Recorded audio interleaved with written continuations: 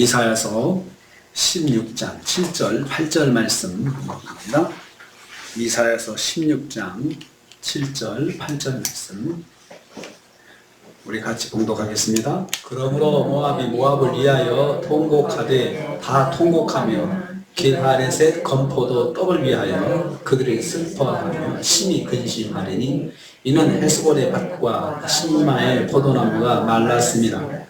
전에는 그 가지가 야셀에 미쳐 광야에 이르고 그 싹이 자라서 바다를 건넜더니 이제 열국의 주권자들이 그 좋은 가지를 꺾었도다. 아멘. 아멘. 오늘 말씀은 모압을 지탱하던 농작물이 약탈되는 참상을 통해서 고발하는 것을, 참상에 대해서 고발하는 것을 내용을 하고 있습니다. 모압을 위해서 통곡하게 되었다. 7절 말씀 그렇게 말씀합니다. 모압은 지난 시간에 목축과 농산품으로 풍요로운 물질적 풍요를 누렸다고 했습니다. 풍요로움은 모압의 교만의 뿌리가 되었습니다. 하나님께서 지금 그 교만의 뿌리를 잘라내시는 심판을 행하시는 것입니다. 건포도를 풍요롭게 생산하던 길하레셋이 황폐화되어서 더 이상 건포도를 출시하지 못하게 된 것입니다. 그래서 다 통곡하되 길하레셋 건포도를 위해서 슬퍼한다라고 했는데 그 길하레셋이 더 이상 건포도를 생산하는 곳이 되지 못하게 되는 것입니다. 이로 인해서 모압은 통곡하고 슬퍼할 것이라 했습니다. 모압의 자존감을 지탱해준 경제적 수익이 끊어졌기 때문입니다. 심히 근심하며 슬퍼한다 했습니다. 그들의 마음과 육신에 심각한 상처를 입고 슬퍼하는 것이죠. 마음에 큰 상처가 온 거죠. 사실은 그 경제적 풍요 때문에 교만했는데 다른 것보다도 항상 풍요롭게 사는 것 때문에 교만하고 걱정할 것이 없었는데 하나님께서 그 근원을 자르신 것입니다. 하나님께서 모압의 교만의 근원을 딱 잘라내셨습니다. 하나님은 심판하실 때 우리가 교만한 근거가 있는데 그것을 딱 잘라내시는 심판을 행하실 때가 있습니다.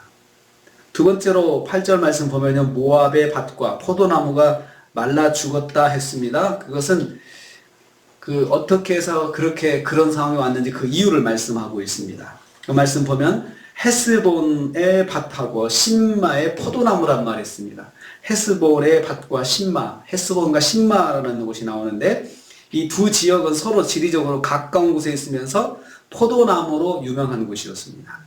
이 지역의 주민들은 풍성한 포도 생산을 자랑하였습니다. 그런데 그 자랑거리가 다 병들어 말라 비틀어지고 말았습니다. 말랐다라고 하는 것은 병들어서 말라 비틀어지는 것을 말합니다.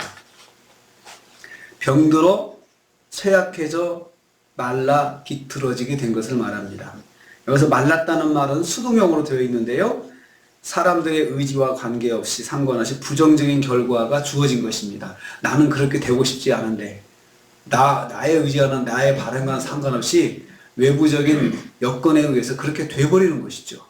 누가 그 포도나무의 풍성함이 없어지길 바라겠습니까? 항상 금년에도 풍성, 내년에도 풍성, 계속 풍년이 되어가지고 풍성한 수익이 있기를 바랬지만 그 바람과 상관없이 하나님께서 그렇게 만들어 버리신 것입니다.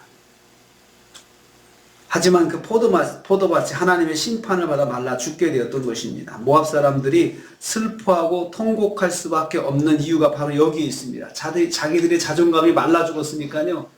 그러니까 요즘으로 말하면 투자를 많이 했는데 그 투자가 하나도 수익을 내지 못하고 오히려 마이너스 상황이 된 거죠. 지금까지는 계속 걱정 없이 투자를 하면 수익이 나고 적절한 선에서 수익이 나서 늘 마음에 걱정이 없었는데 거기에 교만의 근거를 두고 그래서 하나님 믿지 않고 하나님 무시하고 그렇게 되니까 하나님께서 그 수익의 원천을 딱 마르게 만드신 것입니다. 하나님은 교만의 근원을 마르게 하셨습니다. 교만의 근원이 말라서 죽게 만들어서 더 이상 그것을 의지하지 못하게 하신 것입니다. 세 번째로 8절 후반부입니다. 열국의 주권자들을 통해서 과거의 영광을 꺾어버리셨다 했습니다. 전에는 모압의 포도 열매를 북으로는 모압의 최북단 성읍인 야셀에 공급하였습니다. 남방과 동쪽으로는 네게브 사막 광야까지 이 포도나무가 진출했어요. 그 열매들을 다 거기까지 이렇게 배달을 해서 그것으로 인해서 수익을 냈죠. 그러니까 전국적으로 이 포도 생산품이 다 퍼져나가서 얼마나 많은 수익을 냈겠어요. 국가 산업이 번창을 했죠. 그리고 그 말씀 보면 야셀을 미쳐서 광야에 이뤘다. 야셀은 북단 지역을 말하고 광야는 남방 네게부, 남쪽과 동쪽에 퍼져 있는 그 남방 네게부 지역이죠. 그 사막에도 이 포도나무, 이 건포도 열매가 배달이 돼서 사람들이 풍요롭게 먹고 살 수 있었고, 그것을 생산하는 사람들은 얼마나 많이 돈을 벌었겠습니까? 그리고 그 싹이 자라서 바다를 건넜다. 바다를 건넜다는 사해를 말. 사해 동쪽으로 계속 이 물품이 나갔던 거죠. 건포도가. 그러니까 해외에도 모압의 그 영내뿐만 아니고 밖에도 외부 지역으로도 이 포도 열매가 퍼져 나가게 된 것입니다. 그런데 지금은 아수르와 바벨론의 주권자들의 수출길이 막히게 되었습니다. 열국의 주권자들이 이제 꺾었도다 그 좋은 가지를 꺾었다라고 했습니다. 가지가 뻗어나간다고 하는 것은 그건 상징적 표현이거든요. 포도나무 가지가 뻗어나가는 것은 그것은 계속 이게 확장되는 걸 말합니다. 수출길이 확장되고, 그리고 그 모압의 건포도를 원하는 나라들이 많아지고, 그래서 그런 큰 풍요를 누리게 되었는데, 열국의 주권자들이 그 좋은 가지를 꺾었다 했습니다. 그것은 아수르와 바벨론의 주권자들을 말합니다. 아수르와 바벨론의 주권자들에 의해서, 정복자들에 의해서 포도를 수출하는 길이 막히게 된 것입니다. 내부적으로는 환경의 변화로 말라졌고, 외부적으로는 수출길이 차단된 것입니다. 모압의 경제는 급속도로 위축이 된 거죠. 현대사회와 비슷한 것 같아요. 수출길이 막히면 그 나라는 고립되잖아요. 고립돼서 그 나라가 그냥 모든 국민들이 고통을 받잖아요. 모압이 그렇게 된 것입니다. 포도 농사 잘 된 거 하나로 교만했다가 그것이 없어지니까 고통을 당하고 통곡하고 슬퍼했다. 그 심정을 이해를 하게 있을 것 같아요. 그 살 길이 막혔으니까 그들이 매달 그 정말 수익을 내서 풍요를 누리던 것들이, 그거 가지고 뭐 좋은 것도 사고 해외여행도 가고 누릴 것을 누리고 여행도 다니고, 그리고 또 여러 가지 마음에 필요한 것들을 공급받았을 텐데 그것이 딱 잘라진 것입니다. 하나님께서 붙들어 주시지 않는 세상의 풍요는 허무한 것입니다. 하나님께서 붙들어 주시지 않는 풍요로움은 요요한 거죠. 한시적인 거죠. 한때죠, 한때.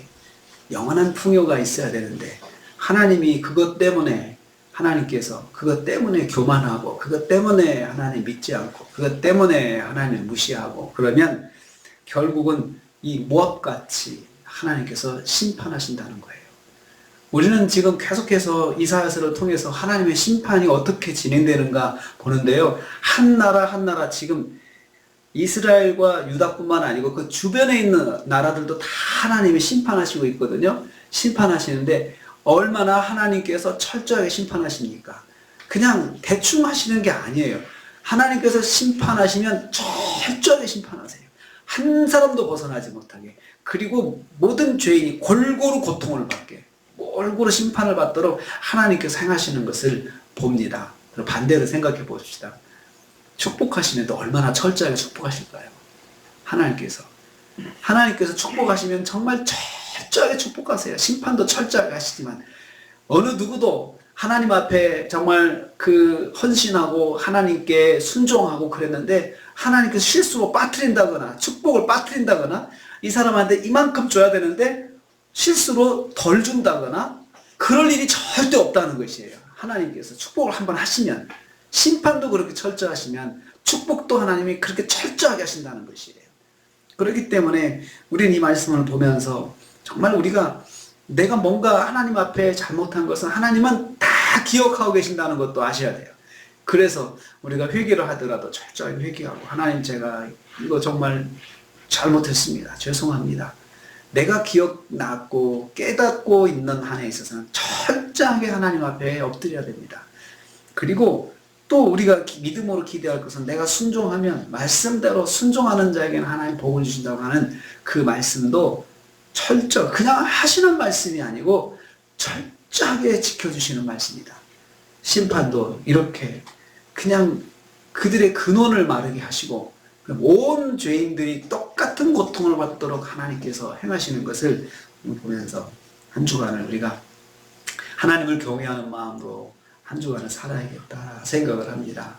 말씀을 붙잡으려면 철저하게 붙잡고 우리도 철저하게 붙잡고 또 하나님 의지하려면 철저하게 의지를 해야 됩니다. 그래야 하나님의 정말 빈틈없으신 축복, 빈틈없으신 은혜가 우리한테 하나도 빠짐없이 약속대로 임하는 것입니다.